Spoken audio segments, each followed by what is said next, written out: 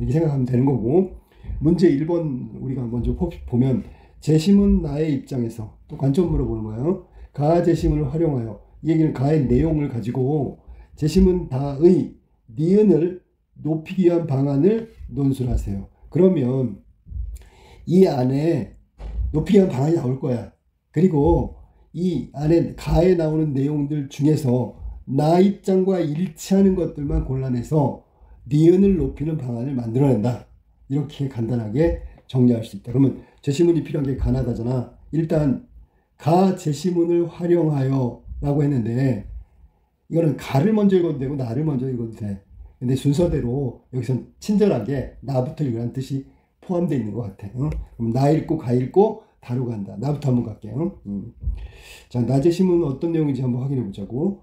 나에서, 자, 분쟁이 소송에 의해서만 해결될 수 있는 것은 아니다. 자, 그러니까 어떤 우리가 갈등 상황에서 법적인 어떤 수단을 통해서 해결하는 것이 일반적이라고 생각하는데 그러지 않을 수도 있다. 즉, 재판 없이 당사자 간의 화해 혹은 조정에 의해서, 이건 제3자, 판사가 이제 이렇게 그 조정을 해주는 거야. 이렇게 하라고 절충을 해주겠지. 해결되기도 한다. 그러면 여기서 화해와 조정은 소송이 아닌 해결 방법, 갈등 해결 방법에 해당되는 거지.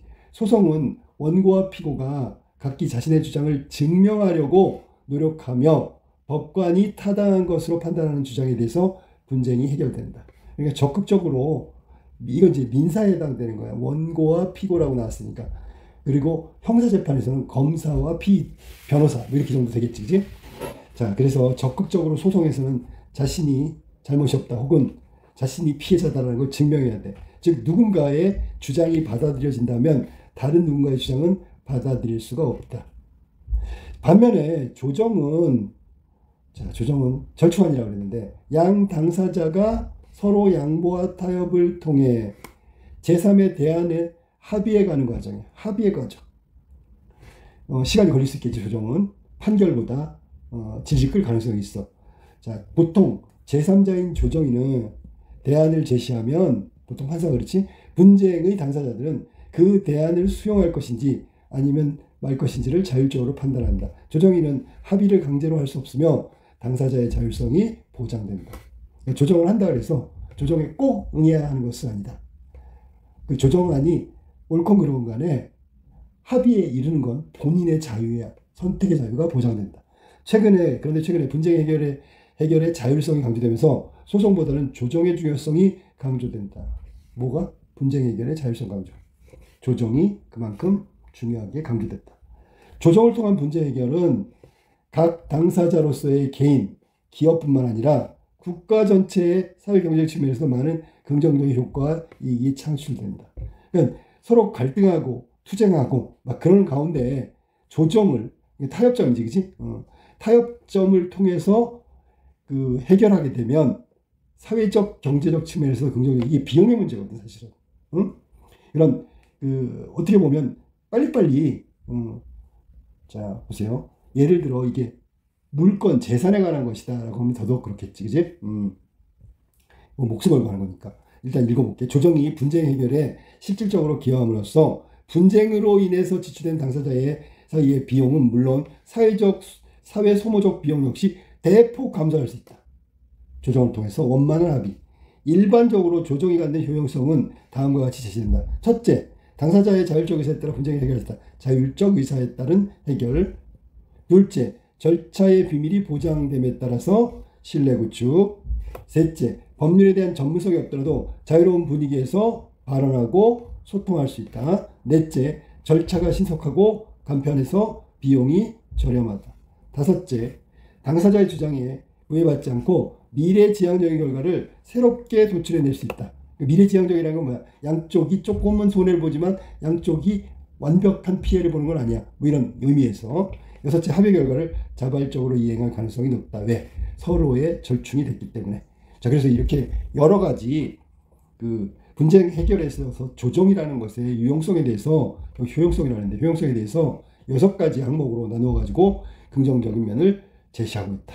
그럼 여기는 지금 분쟁 해결 방법 중에 조정에 관한 거고요. 우리가 아까 문제도 읽어봤지만 나에 해가지고 조정이라는 관점이 가장 합리적인 해결 방법이 아닐까라는 관점이에요. 여기서는 무슨 분쟁이 생기면 뭐 하라고? 조정하라고. 재판 가지 말고 소송 가지 말고 이렇게 6가지의 긍정적이고 효용성 높은 장점을 가지고 있는 게 조정이다. 조정에 대해서 신뢰하고 있는 거야. 자, 그러면 이걸 가지고 가를 활용하라 했으니까 가에는 어떤 내용인가 볼게. 자, 소송 제도는 개인의 권리와 의무를 구체적으로 실행하기 위한 목적으로 국가가 마련한 절차, 이게 바로 소송이란 말이야. 공적인 분쟁 해결 과정이란 말이지. 여기서 지금 누구에게 맞춰놨냐면 이거야. 개인의 권리 의무를 구체적으로 실행하기 위해서 국가가 하는 절차죠. 이러한 목적에 따라 소송 제도는 제도적 이상을 가지고 있는데 이것은 크게 2가지로 나뉩니다. 하나는 과오 없는 재판, 다른 하나는 경제적 재판이래. 경제적 재판. 아까 조정에서 사회 경제적 비용을 줄인다 그랬잖아. 그러면 소송보다는 조정적으로 이끌었을 때 사회 경제적인 부분에 이익이 발생하지, 그지? 그럼 여기 지금 첫 번째 내용은 오판이야, 오판. 잘못 재판하는 거 막아야 되고 경제적인 재판이 이루어져야 돼요. 경제적이란 말은 원래 그 단위 시간당 빨리 생산하는 거, 뭐 이런 게 원래 경제잖아, 그지? 그러니까 그걸 재판에다 적용하면 과오 없이, 잘못된 재판 없이 신속하게 재판을 진행해 나가는 거. 그게 이제 어떻게 보면 경제적인 재판이라고 볼 수 있죠. 혹은 이런 것도 경제적이야. 굳이 재판하지 않을 것을 재판하는 것보다는 재판하지 않는 것도 경제적이야. 이런 여러 가지 함의를 갖고 있는 거지. 특히 개인의 분쟁을 해결하는 민사 소송제도. 자, 나왔어. 과오 없는 재판을 통해 적정성과 공평성을 달성하려고 하며 경제적 재판을 통해서 신속하게 처리하고 비용을 지출을 좀 막을 수 있다. 이 중에서 경제적인 재판을 주목하면 오판 비용과 소송제도 운영 비용의 합인 소송의 사회적 비용을 최소화하는 것, 그 이상이라고 할 수 있다. 경제적 재판은 바로 오판의 비용을 줄이고 소송제도의 운영 비용도 줄이고 이것 이상이라고. 그러니까 그 겉으로 보면 경제적 재판이라는 건 이 2가지를 말하는 건데 이렇게 해놓고 나면 그것만 줄어드는 게 아니고 그것 이상으로 줄어든다고. 더 많은 효과가 있다, 그런 얘기지. 오판 비용은 법원이 완전 정보가 아닌 불완전 정보에 기초하여 판결하면 오판이죠. 사회적 비용을 말한다. 처음부터 잘못됐잖아. 뭐가? 불완전한 정보에서 기초해서 재판하면 그 재판은 공정하거나 완벽하지 않겠지. 잘못된 오판으로 갈 가능성이 있잖아. 그럼 다시 재판하거나 뭐 소송이 다시 치러지고 이런 거지. 그리고 소송제도 운영 비용이란 거기 법원 가면 직원들도 많고요. 판사도 월급 받는 사람이니까. 그 다음에 제출한 서류에 찍는 저 인지라든지 송달료에 관한 재판 비용, 당사자가 부담하는 서류 작성 비용, 당사자가 못하면 변호사의 보수, 판사의 인건비, 이런 거 다 전부 다 소송과 관련된 비용들이란 말이에요. 그러면 우리가 여기서 지금 소송에는 이런 비용이 따를 수밖에 없는 거야. 그럼 이거는 예를 들어 그 재판하려면 법원이 있어야 되고 법원을 지어야 되고 이거 다 세금으로 하는 거잖아. 그럼 사회적 비용이 들어갈 수밖에 없겠지. 그런데 현실에서 이루어지는 실제 재판은 완전한 실체적 진실과 완벽한 법률 지식에 기초한 완전 정보 판결과, 이건 완벽하니까 할 말 없죠. 일정 부분 괴리될 수밖에 없다. 현실은 이렇게 완벽한 정보 판결이 아니란 말이지. 그럼 당연히 그것에 따른 오판도 있을 수 있고 재판을 다시 하거나 한 번 할 걸 2번 하면 거기에 소송 비용이 또 추가로 되는 거지. 물론 법원이 완전 정보 판결을 추구하면 이건 당연한 거고 이 괴리를 좁히려는 것은 오판 비용을 감소하게 하므로 바람직하다. 그래도 오판하지 않으려고 제대로 된 판결을 내리려고 하고 있죠. 그러면 이게 열심히 노력하니까 오판은 나올 수밖에 없지만 그걸 줄일 수 있다는 거지. 비용을 줄인다는 게. 다만 오판 비용이 줄어드는 데에는 제도 운영 비용이 소요되므로 그 비용이 증가하는 부담이 발생할 수밖에 없다. 됐죠? 예를 들어 어떤 손해에 대해서 기회비용이 100만 원이야. 이건 찾을 수 없는 거고 지출하는 거지. 가해자가 그 손해 발생을 회피하기 위해서 지출해야 되는 회피 비용이 90만 원이야. 100만 원은 기회비용으로 쓰고요. 회피하기 위해서 지출하는 비용이 90만 원이야. 그럼 100만 원도 기회비용으로 없어지지만 이 회피 비용도 일종의 소송 비용이잖아. 만약 법원이 완전 정보 판결을 내리고 있다면 가해자는 그 손해 발생을 회피하려고 할 거다. 즉 자신에게 오는 손해를 없애려고 하거나 피하려고 할 거야. 그렇게 하여 10만 원의 불필요한 지출을 방지할 수 있기 때문에 실제로 동일 유형의 사건에서 평균 15%에 해당하는 불완전 정보 판결이 나타난다고 하자. 즉 가해자의 책임이 있음에도 그것을 부인하는 판결 비율이 15%. 그럼 가해자는 손해 발생을 회피하는 노력을 하지 않게 된다. 15%. 손해의 기회비용이 85만 원으로 줄기 때문이다. 따라서 오판이 없는 경우와 오판이 있는 경우는 가해자의 사고 회피 노력을 기울이지 않는다. 오판하면 자기 기회비용이 줄어드는데 그러면 적극적으로 나서지 않겠지, 그지? 자, 그 다음에 이때 오판 확률이 10% 미만으로 줄이는데 제도 운영비가 5만 원이 소요된다고 하면 5만 원을 들여서라도 제도를 개선하는 것이 유리하다. 맞죠? 이렇게 하여 오판 비용과, 자, 여기 나왔어, 이제. 오판 비용과 소송제도 운영 비용의 합인 사회적 비용을 최소화하기 때문에 개선하는 쪽을 선택하는 게 오히려 더 좋죠. 다만 사회적 비용의 최소화가 항상 피해자의 최적의 이익으로 이어지는 것은 아니다. 그러니까 여기도 변수가 있다는 얘기지. 자, 그럼 가의 내용을 간단하게 이제 정리해서 설명하면, 가에서는 분쟁 해결 중에서 소송에 관한 얘기를 하고 있지. 소송 제도가 우리의 어떤 분쟁의 해결 방법으로 일반적이잖아. 근데 이 소송 제도에 대한 얘기 중에서 제일 중심적으로 얘기한 건 여기 경제적 재판에 관한 얘기를 하고 있어. 경제적 재판. 이 경제적 재판이 뭔데요? 그럼 신속성과 정확성이야. 그러니까 오판하지 않고 빠르게 판결을 내리는 거야. 재판을 하는 거지. 그러면 이렇게 하면 경제적 재판이 이루어진다. 이렇게 얘기할 수 있는 거잖아. 그지? 그러니까 소송제도의 여러 가지 중에서 여기는 지금 재판 중에 경제적 재판에 초점을 맞추고 있는데, 그 경제적 재판은 신속하게 해서 비용을 줄이고 정확하게 해서 오판을 줄이는 거. 이게 경제적 재판이란 말이야. 자, 이때 요구되는 게 뭐냐면 사회적 비용이라고. 사회적 비용. 재판에는 항상 사회적 비용이 같이 따라가는 거니까. 이거를 최소한으로 하는 게 경제적 재판을 실현하는데 필수란 말이야. 전제가 돼야 돼. 자, 오판하면 또 재판을 해야 되니까 소송 재판 운영 비용이 함께 사회적 비용으로 추가된단 말이야. 뭐라고? 첫 번째가 뭐냐? 오판 비용. 잘못 재판해서 한 번 할 걸 두 번 한다든지, 안 해도 될 걸 또 한다든지, 그럼 비용이 들어가고요. 그 다음에 이 재판 제도를 운영하는데 필요한 제도 운영 비용이 있죠. 이 두 가지가 바로 사회적 비용에 해당된다고. 자, 그럼 오판 비용이, 잘 들어. 오판 비용이 늘어나. 그리고 제도 운영 비용이 어떤 결과를 맞냐면, 이 관계가 있잖아. 오판해서 비용이 막 늘어나면 제도를 운영하는 비용은 오히려 줄어들어. 갈수록.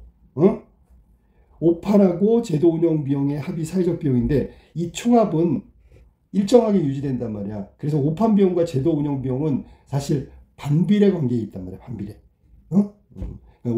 오판에서 잘못 재판하고 잘못 재판해서 들어가는 비용이 점점 늘어나면 제도 운영 비용은 줄어든다. 이 반비례 관계. 그래서 오판을 최소화하려면 제도 비용이 더 소요될 수밖에 없는 거야. 반비례 관계라는 게 그런 거야.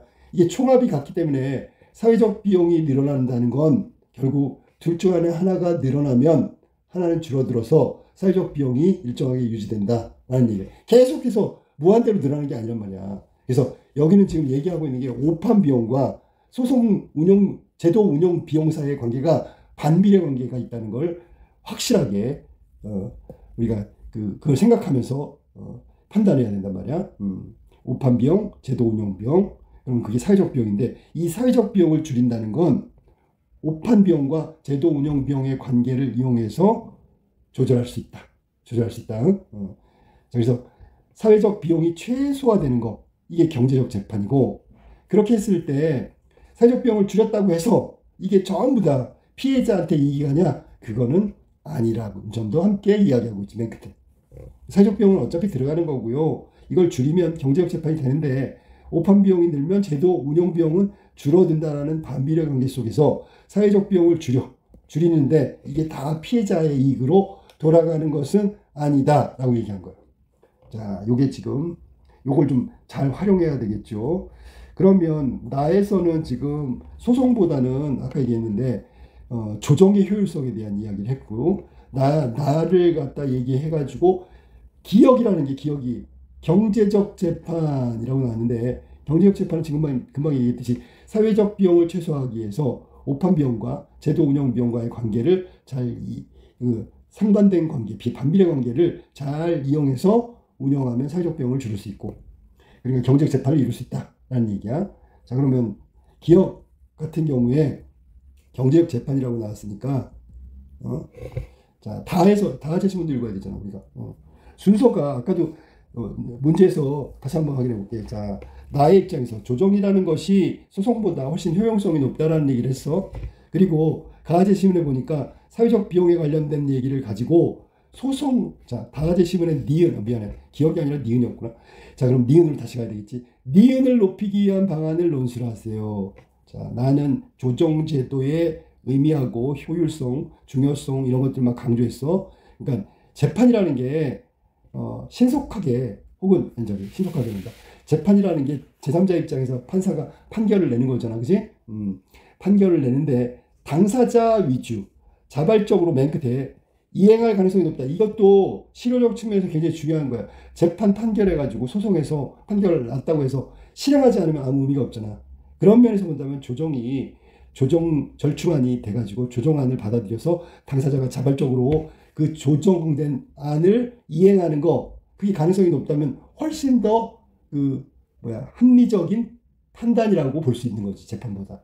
자, 그럼 다해서 니은 때문에 그래, 니은. 조정을 선택할 요인. 자, 과연 어떤 건지 이야기 한번 해봅시다. 다해서는 이제 나올 거야. 조정을 일종의 거래 또는 흥정관계로 취하려면 다음과 같은 설명도 가능하다. 조정이라고 안 하고 거래라고 하자. 조정이라고 안 하고 흥정이라고 하자. 즉 소송을 통해 승소 판결을 받을 수 있는 원고의 권리를 100이라고 가정하면 조정은 그러한 원고의 권리를 피고에게 파는 과정이라고 볼 수도 있다. 원고의 권리를 피고에게 파는 과정이야. 자, 생각해봐. 원고가 100% 승리할 거야. 근데 조정을 한다는 건 자기가 이길 게 뻔한데 자기 걸 포기하는 거랑 마찬가지잖아. 그냥 가만히 있어도 이기는데 갑자기 거기 피해자랑 피고랑 합의를 본다는 게 웃기잖아. 그지? 여기 100이라는 게 뭐 완전히 원고의 권리가 100% 인정을 받는데 왜 피고하고 가서 조정을 하냐고. 그러면 그거는 일종의 거래 아니면 흥정 아니야. 뭐 이런 거야. 이때 거래가 성립되기 위해서 적어도 원고가 자신의 권리에 관해 예상하고 있는 것보다 피고가 그 권리에 대해 같거나 높게 평가하고 있어야 한다. 맞지? 무슨 말인지?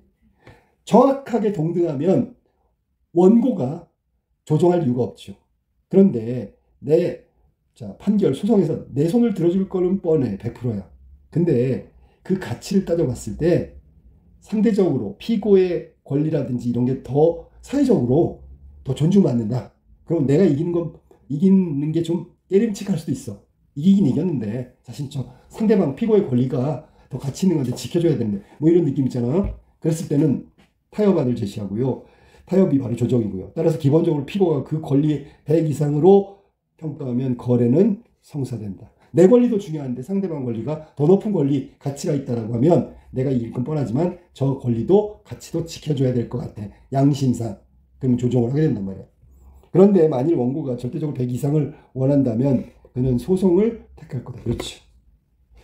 그러나 그 결과는 확률적으로 존재하는 것일 뿐 절대적인 것은 아니다. 이게 이제 1%의 오판이라고 나왔잖아. 아까 판사가 잘못했거나 판사의 입장에서 100% 이상의 권리인 원고의 손을 들어주지 않을 확률도 있다고.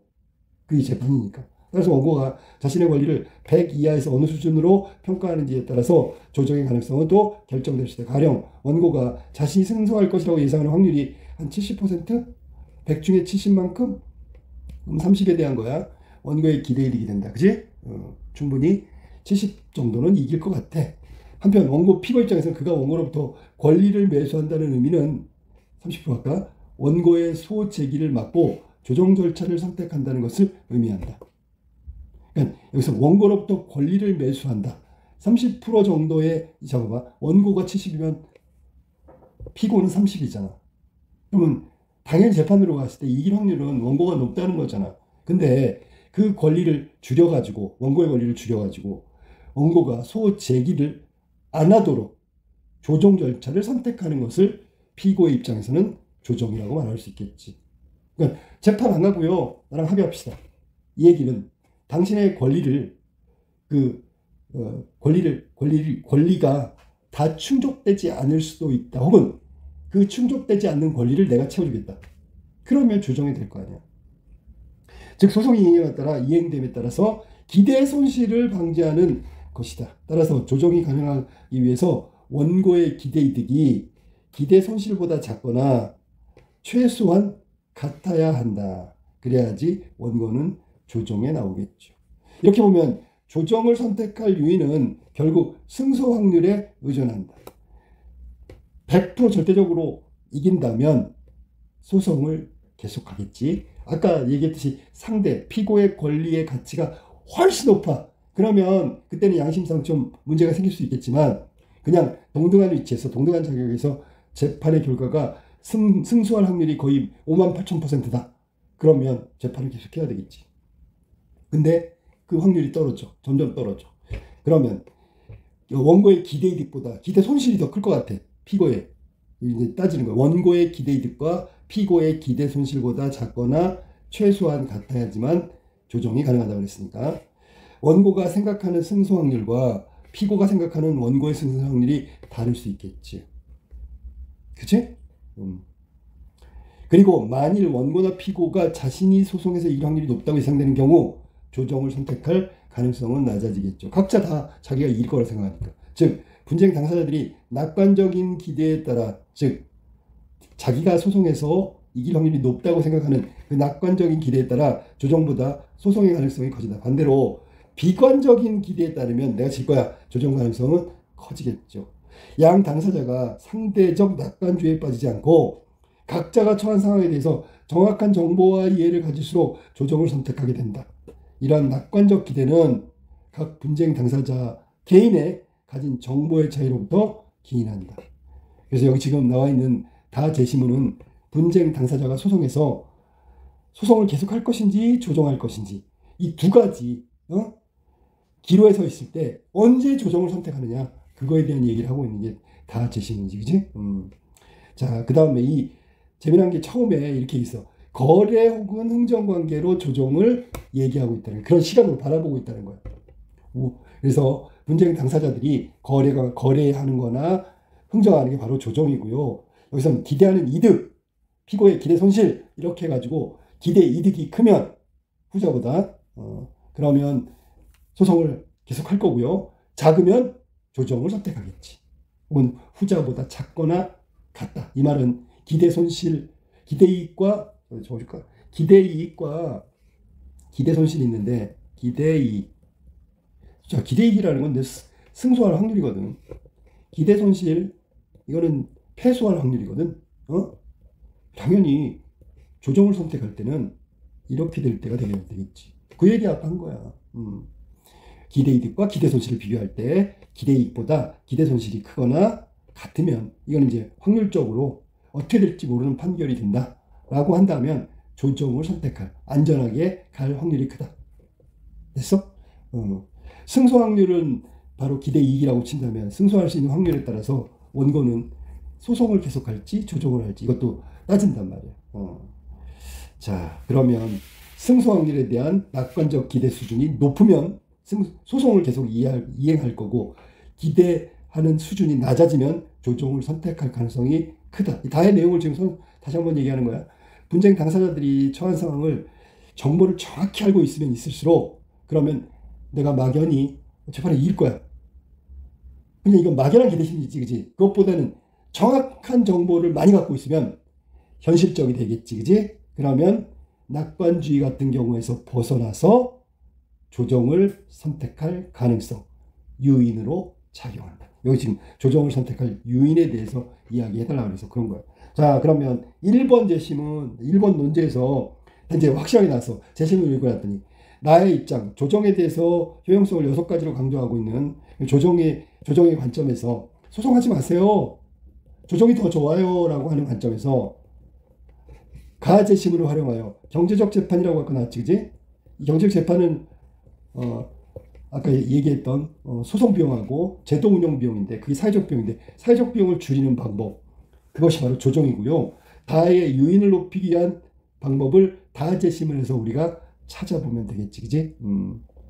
자, 그러면 그거를 한번 잠깐 정리를 한번 해보고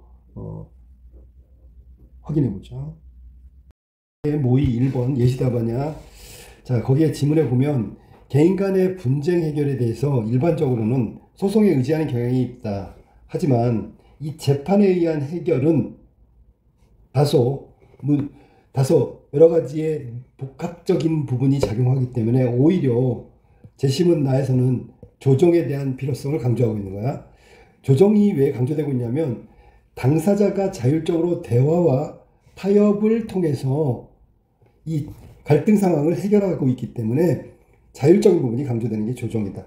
그리고 또한 해결 과정이 신속하게 이루어지고 그러면 비용 면에서도 저렴한 장점이 있는 것이 바로 조정이다.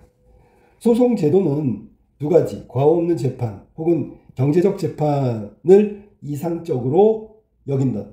옳고 그름을 판단하는 절차가 아니므로 조정의 특징, 누가 옳으냐 그르냐, 누가 승소하냐 누가 패소하냐 그런 것이 아니라 중간에 절충적인 그 성격을 띠고 있기 때문에 당사자 스스로 해결을 하려는 모색하는 과정이다. 그러니까 특별한 잘못된 부분이나 특성상 과오나 혹은 오판의 가능성도 존재하지 않는다. 소송은 역시 신속성과 경쟁성을 추구하여 사회적 비용을 최소화할 경제적 재판도 있지만 이제 소송에 갖고 있는 경제적 재판의 성격을 이야기하는 거지. 자, 소송 역시 신속성과 경쟁성을 추구한다. 이게 바로 사회적 비용을 최소화할 수 있는 것을 찾기도 하지만 조정은 소송보다 그런 측면에서 더 유리하다라고 얘기한 거야. 조정의 경우 재판에서 발생하는 오판 비용과 또 제도 운영 비용과 같은 사회적 비용을 사실 심각하게 고려할 필요가 없다.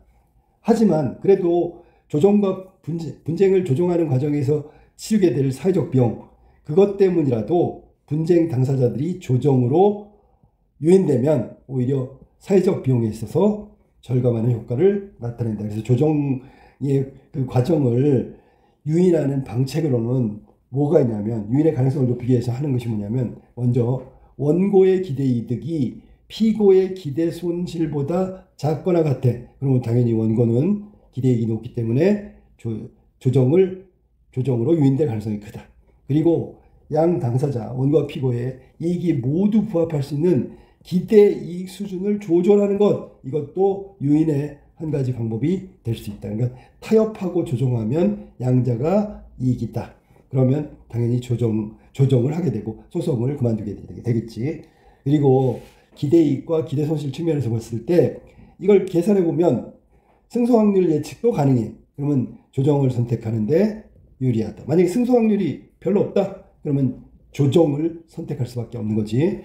그다음에 승소 확률이 낮으면 선택할 요인으로 크게 작용하게 되는 것이다. 조정을 하게 되는 거다. 만일 승소 확률에 대한 객관적인 판단이 불가능한 경우, 자, 승소 확률에 대한 판단이 불가능해. 그런 경우에는 내가 이기겠지 하는 낙관적 기대에 의존해 가지고 조정을 회피하고 계속 소송을 유지할 가능성이 있단 말이야. 그러니까 여기서는 그 낙관적인 판단을 기대할 수 없는 방법을 찾아야 되는데 그게 바로 분쟁 당사자가 가진 정보를 공유하는 거지. 오픈하는 거야. 그 판단의 잘못을 막고 조정으로 유인하기 위해서는 원고와 피고 사이의 정보 불균형, 각각 제시하려고 하는 정보가 노출되지 않았을 경우에 일어나는 문제, 그때의 낙관적 기대를 줄여야 되기 때문에 상대방이 가진 정보를 일정 범위에서 알 수 있도록 하는 제도 장치가 필요하다. 그러면 상대방이 가진 정보를 알게 되면 그러면 조정으로 유인할 가능성이 있다. 이게 실제로 법원에서 정보공개 명령이라는 게 있는데 그거를 통해서 그것처럼 한다면 상대방의 정보를 알 수 있고 승소 확률도 산정할 수 있고 그래서 조정이라는 절충안의 과정을 선택하게 된다는 거지. 이를 통해서 정보의 비대칭성, 정보가 서로 공유되지 않고 각자 상대방의 정보를 모를 경우 그거를 해소한다면 객관적으로 승소 확률도 파악되고 그러면 기대 이익에 대한 정확한 산정도 가능하기 때문에 조정으로 유인할 수 있는 좋은 방법이 될 수 있다. 유인책에 대한 얘기를 한 거야.